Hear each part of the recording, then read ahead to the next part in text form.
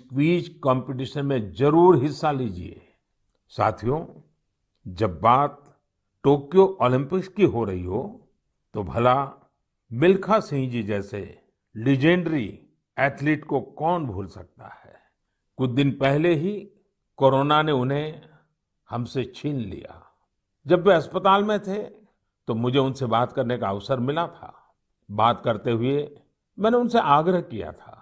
मैंने कहा था कि आपने तो 1964 में टोक्यो ओलंपिक्स में भारत का प्रतिनिधित्व किया था, इसलिए इस बार जब हमारे खिलाड़ी ओलंपिक्स के लिए टोक्यो जा रहे हैं तो आपको हमारे एथलीट्स का मनोबल बढ़ाना है, उन्हें अपने संदेश से प्रेरित करना है।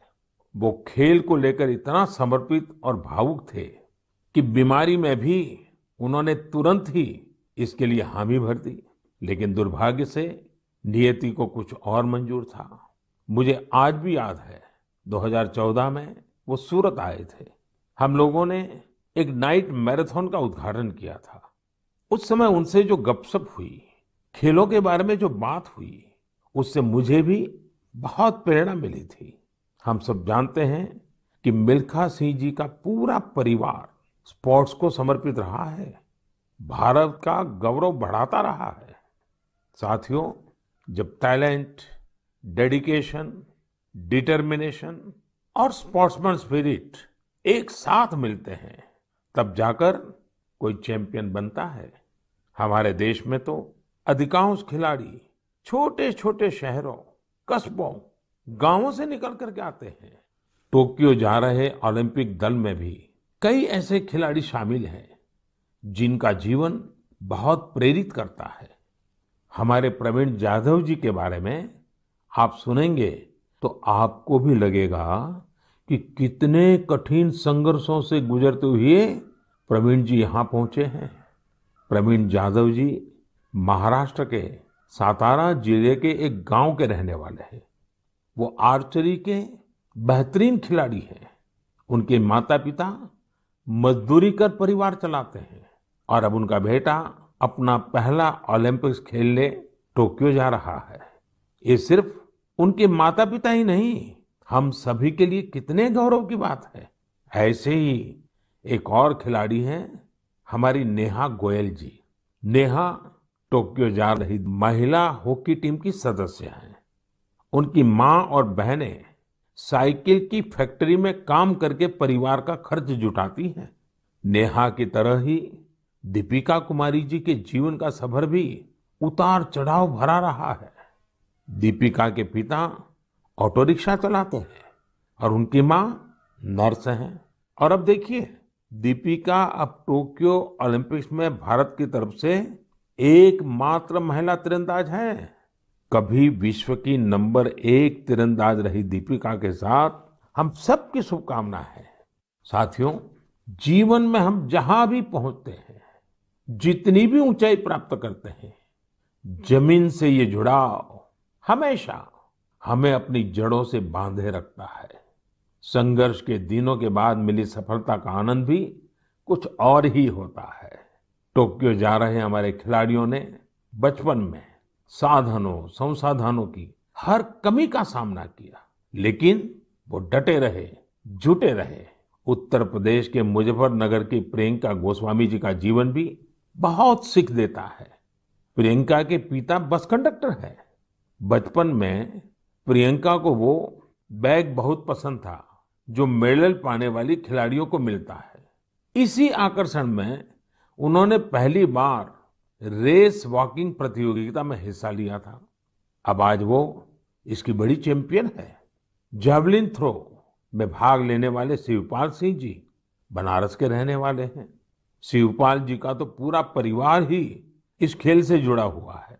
इनके पिता, चाचा और भाई सभी भाला फेंकने में एक्सपर्ट हैं। परिवार की यही परंपरा उनके लिए टोक्यो ओलंपिक्स में काम आने वाली है।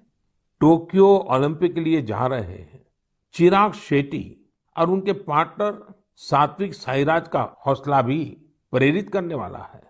हाल ही में चिराग के नाना जी का कोरोना से निधन हो गया था। सात्विक भी खुद पिछले साल कोरोना पॉजिटिव हो गए थे, लेकिन इन मुश्किलों के बाद भी ये दोनों मेंस डबल शटल कंपटीशन में अपना सर्वश्रेष्ठ देने की तैयारी में जुटे हैं। एक और खिलाड़ी से मैं आपका परिचय कराना चाहूंगा। ये है हरियाणा के भिवानी के मनीष कौशिक जी। मनीष जी खेती किसानी वाले परिवार से आते हैं। बचपन में खेतों में काम करते करते मनीष को बॉक्सिंग का शौक हो गया था। आज ये शौक उन्हें टोक्यो ले जा रहा है। एक और खिलाड़ी हैं सीए भवानी देवी जी। नाम भवानी है और ये तलवारबाजी में एक्सपर्ट है। चेन्नई के रहने वाली भवानी पहली भारतीय फेंसर है जिन्होंने ओलंपिक में क्वालिफाई किया है। मैं कहीं पढ़ रहा था कि भवानी जी की ट्रेनिंग जारी रहे, इसके लिए उनकी मां ने अपने गहने तक गिरवी रख दिए थे। साथियों, ऐसे तो अनगिनत नाम है, लेकिन मन की बात में मैं आज कुछ ही नामों का जिक्र कर पाया हूं। टोक्यो जा रहे हर खिलाड़ी का अपना संघर्ष रहा है, बरसों की मेहनत रही है। वो सिर्फ अपने लिए ही नहीं जा रहे, बल्कि देश के लिए जा रहे हैं। इन खिलाड़ियों को भारत का गौरव भी बढ़ाना है और लोगों का दिल भी जीतना है। और इसलिए मेरे देशवासियों, में आपको भी एक सलाह देना चाहता हूं। हमें जाने अनजाने में भी हमारे इन खिलाड़ियों पर दबाव नहीं बनाना है, बल्कि खुले मन से इनका साथ देना है। हर खिलाड़ी का उत्साह बढ़ाना है। सोशल मीडिया पर आप हैशटैग चीयर फॉर इंडिया के साथ अपने इन खिलाड़ियों को शुभकामनाएं दे सकते हैं। आप कुछ और भी इनोवेटिव करना चाहें तो वो भी जरूर करें। अगर आपको कोई ऐसा आइडिया आता है जो हमारे खिलाड़ियों के लिए देश को मिलकर करना चाहिए, तो वो आप मुझे जरूर भेजिएगा। हम सब मिलकर टोक्यो जाने वाले अपने खिलाड़ियों को सपोर्ट करेंगे। Cheer for India, cheer for India, cheer for India.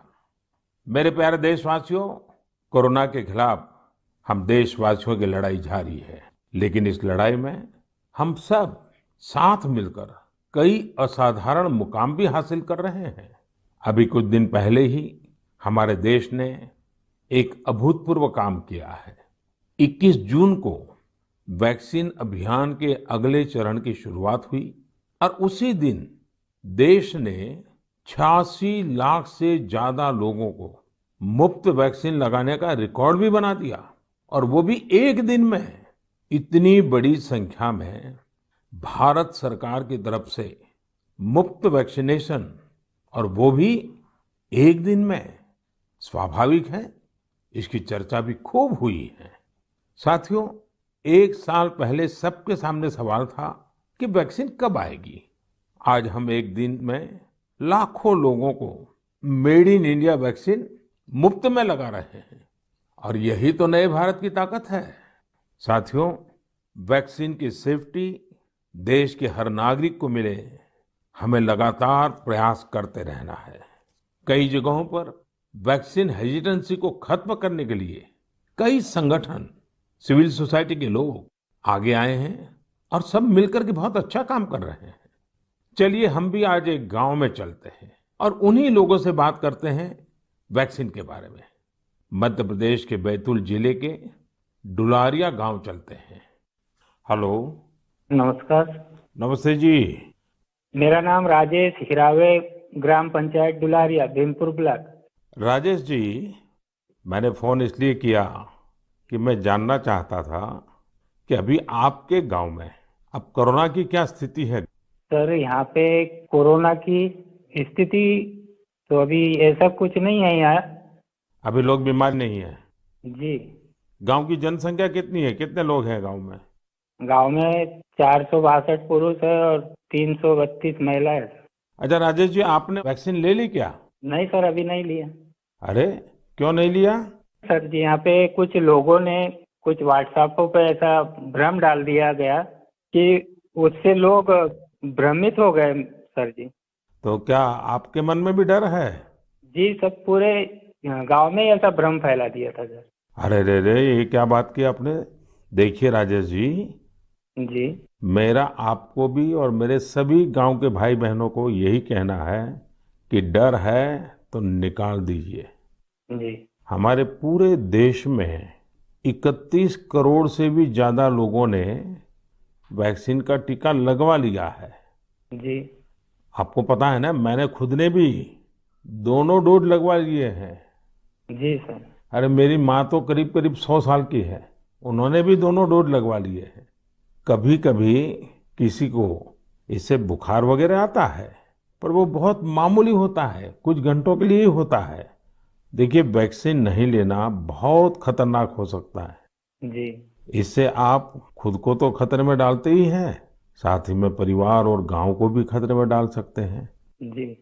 और राजेश जी, इसलिए जितना जल्दी हो सके वैक्सीन लगवा लीजिए और गांव में सबको बताइए कि भारत सरकार की तरफ से मुफ्त वैक्सीन दी जा रही है और 18 वर्ष से ऊपर के सभी लोगों के लिए ये मुफ्त वैक्सीनेशन है। जी। जी। तो ये आप भी गांव में लोगों को बताइए, और गांव में ये डर का तो माहौल का कोई कारण ही नहीं है। कारण यही सर, कुछ लोगों ने ऐसी गलत अफवाह फैला दी जिससे लोग बहुत ही भयभीत हो गए। उसका उदाहरण देते, जैसा उस वैक्सीन को लगाने से बुखार आना, बुखार से और बीमारी फैल जाना, मतलब आदमी की मौत हो जाना, यहाँ तक के वो अफवाह फैलाए। हो। देखिए, आज तो इतने रेडियो, इतने टीवी, इतनी सारी खबरें मिलती हैं, और इसलिए लोगों को समझाना बहुत सरल हो जाता है। और देखिए, मैं आपको बताऊं, भारत के अनेक गांव ऐसे हैं जहां सभी लोग वैक्सीन लगवा चुके हैं, यानी गांव के 100% लोग। जैसे मैं आपको एक उदाहरण देता हूं। जी। कश्मीर में बांदीपुरा जिला है। इस बांदीपुरा जिले में एक व्यवन गांव के लोगों ने मिलकर 100%, 100% वैक्सीन का लक्ष्य बनाया और उसे पूरा भी कर दिया। आज कश्मीर के इस गांव के 18 साल से ऊपर के सभी लोग टीका लगवा चुके हैं। नागालैंड के भी 3 गांवों के बारे में मुझे पता चला कि वहां भी सभी लोगों ने 100%, 100% टीका लगवा लिया है। जी। जी। राजेश जी, आपको भी अपने गांव, अपने आसपास के गांव में ये बात पहुंचानी चाहिए। और आप भी जैसे कहते हैं, ये भ्रम है, बस ये भ्रम ही है। जी। जी। तो भ्रम का जवाब यही है कि आपको खुद को टीका लिखा करके समझाना पड़ेगा सबको। करेंगे ना आप? जी सर। पक्का करेंगे? जी सर। जी सर, आपसे बात करने से मुझे ऐसा लगा कि मैं खुद भी टीका लगाऊंगा और लोगों को इसके बारे में आगे बढ़ाऊंगा। अच्छा, गांव में और भी कोई है जिनसे मैं बात कर सकता हूँ? जी है सर। कौन बात करेगा? हेलो सर, नमस्कार। नमस्ते जी, कौन बोल रहे हैं? मेरा नाम है किशोरीलाल धुर्वे। तो किशोरीलाल जी, अभी राजेश जी से बात हो रही थी, जी सर। और वो तो बड़े दुखी होकर के भी बता रहे थे कि वैक्सीन को लेकर लोग अलग अलग बातें करते हैं। जी। आपने भी ऐसा सुना है क्या? हाँ, सुना तो हूँ सर वैसा। क्या सुना है? क्योंकि यह है सर, ये पास में महाराष्ट्र है, तो उधर से कुछ रिश्तेदारी से जुड़े लोग मतलब कुछ अफवाह फैलाते कि वैक्सीन लेने से लोग सर मर रहे हैं, कोई बीमार हो रहा है। इस तरह लोगों के पास ज्यादा भ्रम है सर, इसलिए नहीं ले रहे। नहीं, कहते हैं क्या है, अब कोरोना चला गया, ऐसा कहते हैं। जी। कोरोना से कुछ नहीं होता, ऐसा कहते हैं। नहीं, कोरोना चला गया नहीं बोलते सर, कोरोना तो है बोलते, लेकिन वैक्सीन जो लेते हैं उससे मतलब बीमारी हो रहे और मर रहे, ये स्थिति बताते सर वो। अच्छा, वैक्सीन के कारण मर रहे हैं? अपना क्षेत्र आदिवासी क्षेत्र है सर, ऐसे भी लोग इसमें जल्दी डरते हैं, जो भ्रम फैला देते इस कारण से मतलब लोग नहीं ले रहे सर वैक्सीन। देखिए किशोरलाल जी, जी हाँ ये सर। अफवाहें फैलाने वाले लोग तो अफवाहें फैलाते रहेंगे। जी। हमें तो जिंदगी बचानी है, अपने गांव वालों को बचाना है, अपने देशवासियों को बचाना है। और ये अगर कोई कहता है कि कोरोना चला गया, तो ये भ्रम में मत रहिए। जी। ये बीमारी ऐसी है, ये बहुरूपिये वाली है। जी सर। वो रूप बदलती है, नए नए रंग रूप करके पहुंच जाती है। जी। और उसमें बचने के लिए हमारे पास 2 रास्ते हैं। एक तो कोरोना के लिए जो प्रोटोकॉल बना है, मास्क पहनना, साबुन से बार बार हाथ धोना, दूरी बनाए रखना। और दूसरा रास्ता है, इसके साथ साथ वैक्सीन का टीका लगवाना, वो भी एक अच्छा सुरक्षा कवच है, तो उसकी चिंता करिए। जी। अच्छा किशोरलाल जी, ये बताइए, जी सर। जब लोग आपसे बातें करते तो आप कैसे समझाते हैं लोगों को? आप समझाने का काम करते हैं कि आप भी अफ़वाह में आ जाते हैं? अरे समझाए क्या, वो लोग ज्यादा हो जाते सर तो हम भी भयभीत में आ जाते ना सर। देखिए किशोरलाल जी, मेरी आपसे बात हुई है, आज आप मेरे साथी हैं। जी सर।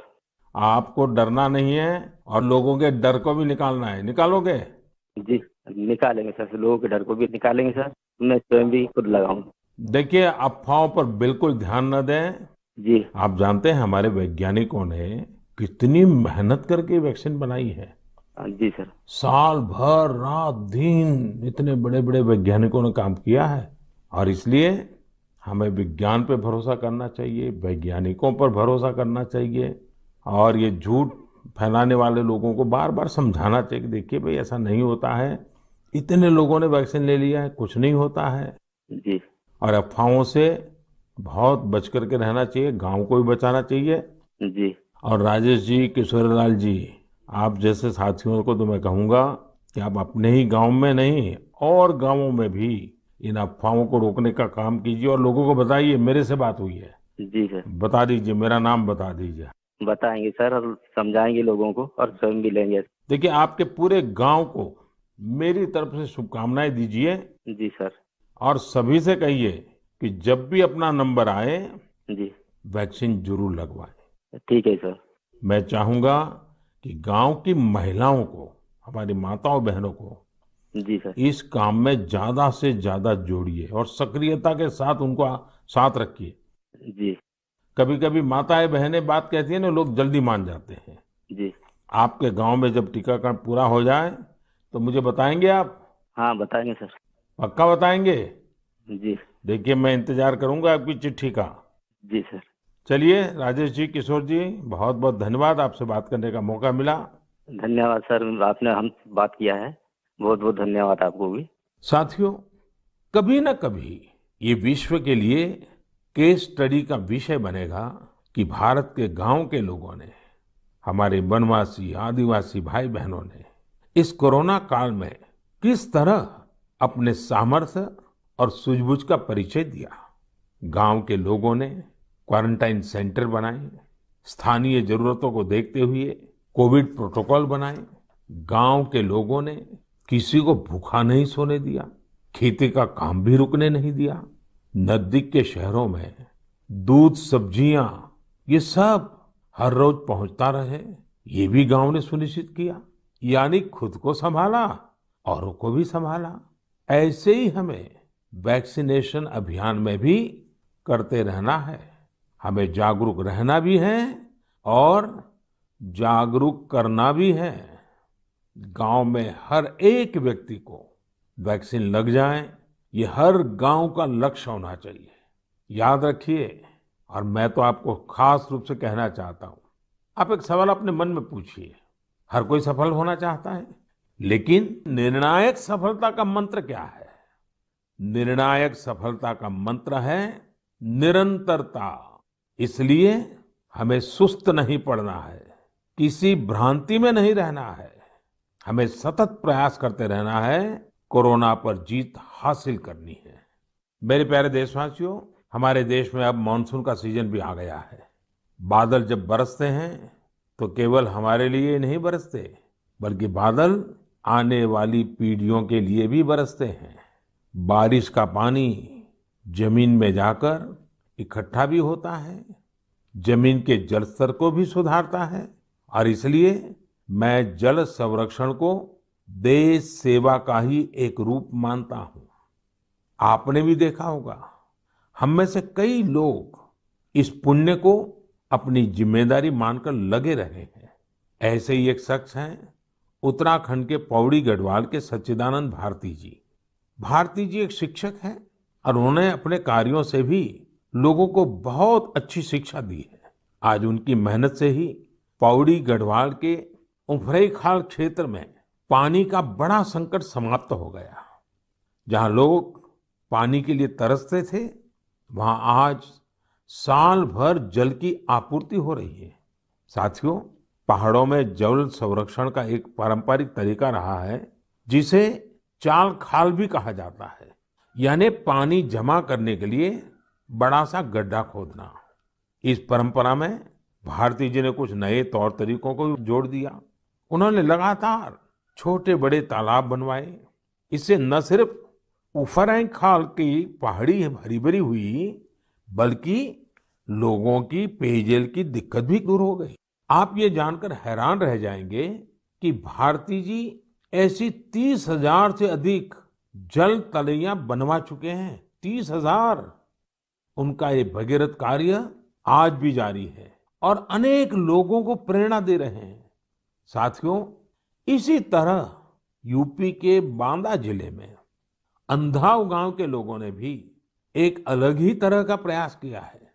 उन्होंने अपने अभियान को बड़ा ही दिलचस्प नाम दिया है, खेत का पानी खेत में, गांव का पानी गांव में। इस अभियान के तहत गांव के कई 100 बीघे खेतों में ऊंची ऊंची मेड़ बनाई गई है। इससे बारिश का पानी खेत में इकट्ठा होने लगा और जमीन में जाने लगा। अब ये सब लोग खेतों की मेड़ पर पेड़ लगाने की भी योजना बना रहे हैं। यानी अब किसानों को पानी, पेड़ और पैसा तीनों मिलेगा। अपने अच्छे कार्यों से पहचान तो उनके गांव की दूर दूर तक वैसे भी हो रही है। साथियों, इन सभी से प्रेरणा लेते हुए हम अपने आसपास जिस भी तरह से पानी बचा सकते हैं, हमें बचाना चाहिए। मानसून के इस महत्वपूर्ण समय को हमें गंवाना नहीं है। मेरे प्यारे देशवासियों, हमारे शास्त्रों में कहा गया है, नास्ति मूलम अनौषधम, अर्थात पृथ्वी पर ऐसी कोई वनस्पति नहीं है जिसमें कोई न कोई औषधीय गुण न हो। हमारे आसपास ऐसे कितने ही पेड़ पौधे होते हैं जिनमें अद्भुत गुण होते हैं, लेकिन कई बार हमें उनके बारे में पता ही नहीं होता। मुझे नैनीताल से एक साथी भाई परितोष ने इस विषय पर एक पत्र भेजा है। उन्होंने लिखा है कि उन्हें गिलोय और दूसरी कई वनस्पतियों के इतने चमत्कारी मेडिकल गुणों के बारे में कोरोना आने के बाद ही पता चला। परितोष ने मुझे आग्रह भी किया है कि मैं मन की बात के सभी श्रोताओं से कहूं कि आप अपने आसपास की वनस्पतियों के बारे में जानिए और दूसरों को भी बताइए। वास्तव में ये तो हमारी सदियों पुरानी विरासत है जिसे हमें ही संजोना है। इसी दिशा में मध्य प्रदेश के सतना के एक साथी हैं श्रीमान रामलोटन कुशवाहा जी। उन्होंने बहुत ही सराहनीय काम किया है।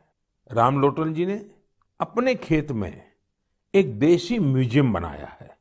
इस म्यूजियम में उन्होंने सैकड़ों औषधीय पौधों और बीजों का संग्रह किया है। इन्हें वो दूर सुदूर क्षेत्रों से यहाँ लेकर आए हैं।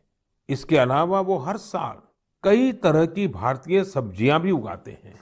रामलोटन जी की इस बगिया, इस देशी म्यूजियम को लोग देखने भी आते हैं और उससे बहुत कुछ सीखते भी हैं।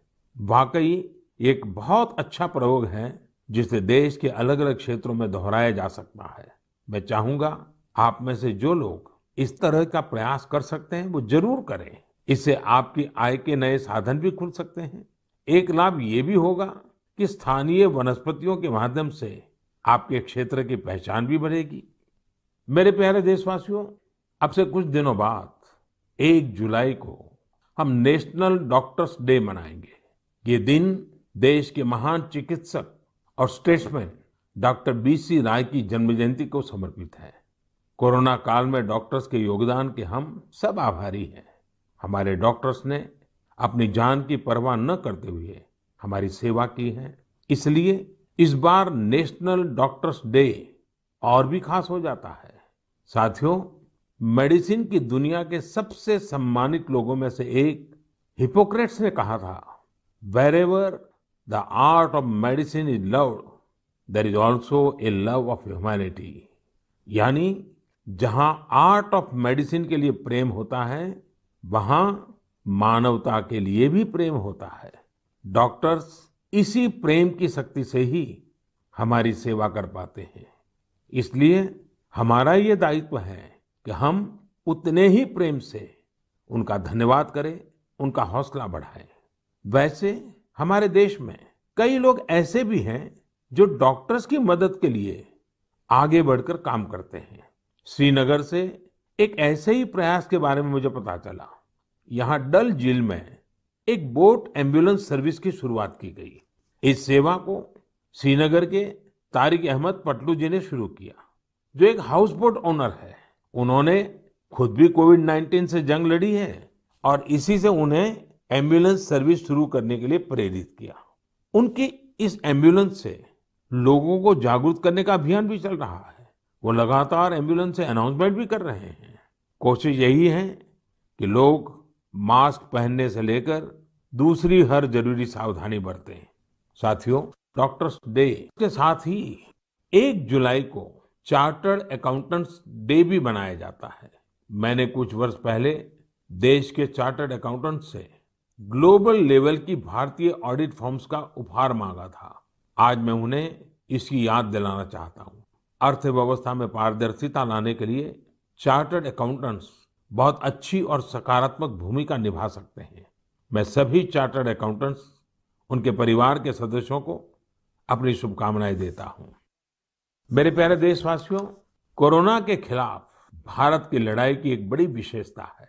इस लड़ाई में देश के हर व्यक्ति ने अपनी भूमिका निभाई है। मैंने मन की बात में अक्सर इसका जिक्र किया है, लेकिन कुछ लोगों को शिकायत भी रहती है कि उनके बारे में उतनी बात नहीं हो पाती है। अनेक लोग, चाहे बैंक स्टाफ हो, टीचर्स हो, छोटे व्यापारी या दुकानदार हो, दुकानों में काम करने वाले लोग हों, रेहड़ी पटरी वाले भाई बहन हो, सिक्योरिटी वॉचमैन या फिर पोस्टमैन और पोस्ट ऑफिस के कर्मचारी, दरअसल यह लिस्ट बहुत ही लंबी है और हर किसी ने अपनी भूमिका निभाई है। शासन प्रशासन में भी कितने ही लोग अलग अलग स्तर पर जुटे रहे हैं। साथियों, आपने संभवतः भारत सरकार में सचिव रहे गुरुप्रसाद महापात्र जी का नाम सुना होगा। मैं आज मन की बात में उनका जिक्र भी करना चाहता हूँ। गुरुप्रसाद जी को कोरोना हो गया था। वो अस्पताल में भर्ती थे और अपना कर्तव्य भी निभा रहे थे। देश में ऑक्सीजन का उत्पादन बढ़े, दूर सुदूर इलाकों तक ऑक्सीजन पहुंचे, इसके लिए उन्होंने दिन रात काम किया। एक तरफ कोर्ट कचहरी का चक्कर, मीडिया का प्रेशर, एक साथ कई मोर्चों पर वो लड़ते रहे। बीमारी के दौरान उन्होंने काम करना बंद नहीं किया। मना करने के बाद भी वो जीत करके ऑक्सीजन पर होने वाली वीडियो कॉन्फ्रेंस में भी शामिल हो जाते थे। देशवासियों की इतनी चिंता थी उन्हें, वो अस्पताल के बेड पर खुद की परवाह किए बिना देश के लोगों तक ऑक्सीजन पहुंचाने के लिए इंतजाम में जुटे रहे। हम सबके लिए दुखद है कि इस कर्मयोगी को भी देश ने खो दिया है। कोरोना ने उन्हें हमसे छीन लिया है। ऐसे अनगिनत लोग हैं जिनकी चर्चा कभी हो नहीं पाई। ऐसे हर व्यक्ति को हमारी श्रद्धांजलि यही होगी कि हम कोविड प्रोटोकॉल का पूरी तरह पालन करें, वैक्सीन जरूर लगवाएं।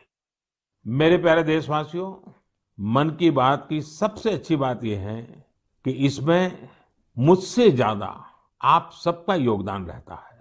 अभी मैंने माय गॉव में एक पोस्ट देखी जो चेन्नई के थिरु आर गुरुप्रसाद जी की है। उन्होंने जो लिखा है वो जानकर आपको भी अच्छा लगेगा। उन्होंने लिखा है कि वो मन की बात प्रोग्राम के रेगुलर लिसनर है। गुरुप्रसाद जी की पोस्ट से अब मैं कुछ पंक्तियां कोट कर रहा हूं। उन्होंने लिखा है, जब भी आप तमिलनाडु के बारे में बात करते हैं तो मेरा इंटरेस्ट और भी बढ़ जाता है। आपने तमिल भाषा और तमिल संस्कृति की महानता, तमिल त्योहारों और तमिलनाडु के प्रमुख स्थानों की चर्चा की है। गुरुप्रसाद जी आगे लिखते हैं कि मन की बात में मैंने तमिलनाडु के लोगों की उपलब्धियों के बारे में भी कई बार बताया है। थिरुकुरल के प्रति आपके प्यार और थिरुवल्लुवर जी के प्रति आपके आदर का तो कहना ही क्या। इसलिए मैंने मन की बात में आपने जो कुछ भी तमिलनाडु के बारे में बोला है उन सबको संकलित कर एक ई बुक तैयार की है। क्या आप इस ई बुक को लेकर कुछ बोलेंगे और इसे नमो ऐप पर भी रिलीज करेंगे? धन्यवाद। ये मैं गुरुप्रसाद जी का पत्र आपके सामने पढ़ रहा था। गुरुप्रसाद जी, आपकी ये पोस्ट पढ़कर बहुत आनंद आया। अब आप अपनी ई बुक में एक और पेज जोड़ दीजिए। नान तमिल कला चाराक्तिन पेरिये अभिमानी, नान उलगतलय पलमयान तमिल मोलियन पेरिये अभिमानी। उच्चारण का दोष अवश्य होगा, लेकिन मेरा प्रयास और मेरा प्रेम कभी भी कम नहीं होगा। जो तमिल भाषी नहीं है उन्हें मैं बताना चाहता हूँ, गुरु प्रसाद जी को मैंने कहा है, मैं तमिल संस्कृति का बहुत बड़ा प्रशंसक हूँ। मैं दुनिया की सबसे पुरानी भाषा तमिल का बड़ा प्रशंसक हूँ। साथियों, हर हिंदुस्तानी को विश्व की सबसे पुरातन भाषा हमारे देश की है, इसका गुणगान करना ही चाहिए, उस पर गर्व महसूस करना चाहिए। मैं भी तमिल को लेकर बहुत गर्व करता हूँ। गुरु प्रसाद जी, आपका ये प्रयास मेरे लिए एक नई दृष्टि देने वाला है, क्योंकि मैं मन की बात करता हूँ तो सहज सरल तरीके से अपनी बात रखता हूँ। मुझे नहीं मालूम था कि इसका ये भी एक एलिमेंट था। आपने जब पुरानी सारी बातों को इकट्ठा किया तो मैंने भी उसे एक बार नहीं बल्कि 2 बार पढ़ा। गुरु प्रसाद जी, आपकी इस बुक को मैं नमो ऐप पर जरूर अपलोड करवाऊंगा। भविष्य के प्रयासों के लिए आपको बहुत बहुत शुभकामनाएं। मेरे प्यारे देशवासियों, आज हमने कोरोना की कठिनाइयों और सावधानियों पर बात की।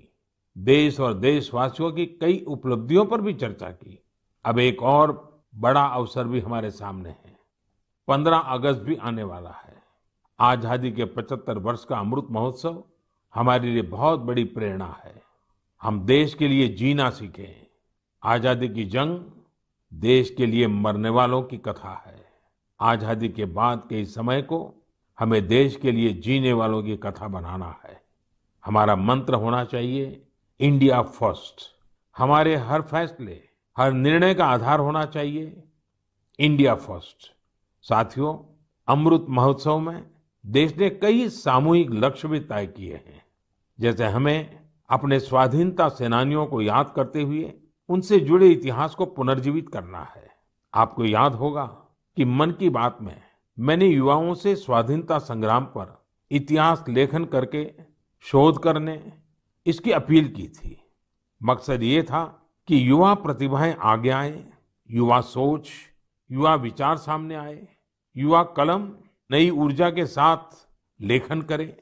मुझे ये देखकर बहुत अच्छा लगा कि बहुत ही कम समय में 2500 से ज्यादा युवा इस काम को करने के लिए आगे आए हैं। साथियों, दिलचस्प बात यह है, 19वीं 20वीं शताब्दी के जंग की बात तो आमतौर पर होती रहती है, लेकिन खुशी इस बात की है कि 21वीं सदी में जो युवा पैदा हुए हैं, 21वीं सदी में जिनका जन्म हुआ है, ऐसे मेरे नौजवान साथियों ने 19वीं और 20वीं शताब्दी की आजादी की जंग को लोगों के सामने रखने का मोर्चा संभाला है। इन सभी लोगों ने माईगॉव पर इसका पूरा ब्यौरा भेजा है। ये लोग हिंदी, इंग्लिश, तमिल, कन्नड़ा, बांग्ला, तेलुगु, मराठी, मलयालम, गुजराती ऐसी देश की अलग अलग भाषाओं में स्वाधीनता संग्राम पर लिखेंगे। कोई स्वाधीनता संग्राम से जुड़े रहे अपने आसपास के स्थानों की जानकारी जुटा रहा है, तो कोई आदिवासी स्वाधीनता सेनानियों पर किताब लिख रहा है। एक अच्छी शुरुआत है।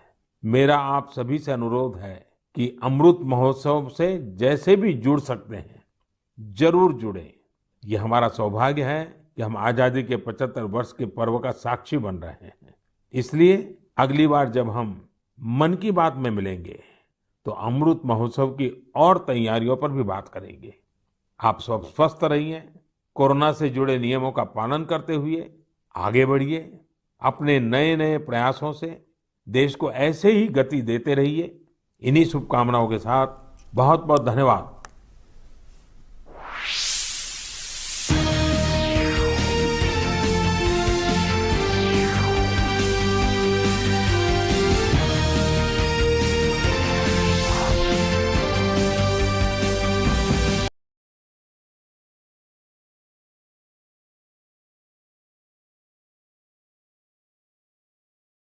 उन मित्रों और सहपाठियों का मेरे जीवन में आज एक